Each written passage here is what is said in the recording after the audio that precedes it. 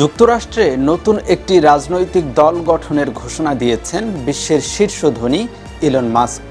এই দলের নাম দেওয়া হয়েছে আমেরিকা পার্টি। মাস্কের ভাষ্য, যুক্তরাষ্ট্রের যে রাজনৈতিক ব্যবস্থা গড়ে উঠেছে সেটাকে চ্যালেঞ্জ করতেই নতুন দল গঠন করেছেন তিনি। মার্কিন প্রেসিডেন্ট ডোনাল্ড ট্রাম্পের সঙ্গে সম্পর্কের তিক্ততা বৃদ্ধির মধ্যেই দল গঠনের ঘোষণা দিলেন এই ধনকুবের। নিজের মালিকানাধীন সামাজিক যোগাযোগ মাধ্যম এক্সে আমেরিকা পার্টি গঠনের ঘোষণা দেন মাস্ক। এক পোস্টে তিনি লেখেন, যখন অপচয় ও দুর্নীতির মাধ্যমে আমাদের দেশকে দেউলিয়া করার কথা আসে, তখন আমরা গণতন্ত্র নয় বরং একদলীয় ব্যবস্থার মধ্যে বাস করছি। আপনাদের স্বাধীনতা ফিরিয়ে দেওয়ার জন্য আজ আমেরিকা পার্টি গঠন করা হলো। দল ঘোষণার একদিন আগে এক্সে একটি জরিপ চালিয়েছিলেন ইলন মাস্ক। দিনটি ছিল যুক্তরাষ্ট্রের স্বাধীনতা দিবস। ওই জরিপে মাস্ক অনুসারীদের কাছে জানতে চান, দুই দলের ব্যবস্থা থেকে তারা স্বাধীনতা চান কিনা। দুই দল বলতে রিপাবলিকান পার্টি ও ডেমোক্রেটিক পার্টিকে বুঝিয়েছেন।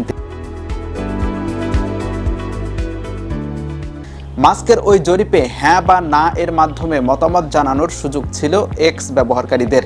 জরিপে মতামত দেন 12 লাখের বেশি ব্যবহারকারী। ওই জরিপের পরে এক্সে মাস্ক লিখেছেন, 2:1 অনুপাতে আপনারা নতুন একটি রাজনৈতিক দল চেয়েছেন, আপনারা এটি পাবেন। আমেরিকা পার্টি নামে এই দল গঠনের ঘোষণার একদিনের মধ্যেই কিছু প্রভাবশালী ও কোটিপতি এতে সমর্থনে আগ্রহ দেখিয়েছেন।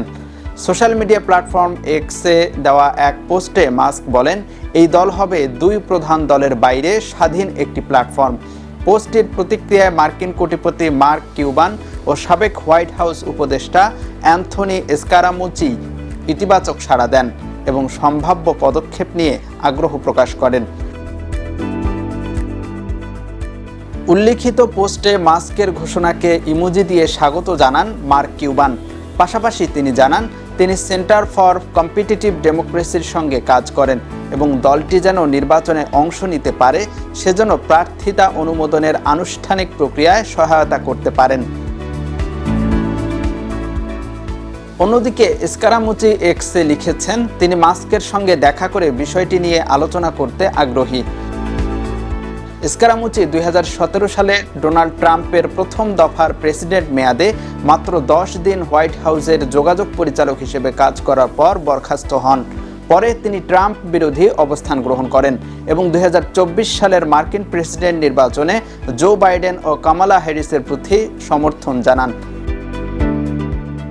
মার্ক কিউবান এর আগে ডেমোক্র্যাট প্রার্থী কমলা হ্যারিসকে সমর্থন দিয়েছেন এবং তাকে সহপ্রার্থী হিসেবে বিবেচনা করা হয়েছিল বলে গুঞ্জন রয়েছে।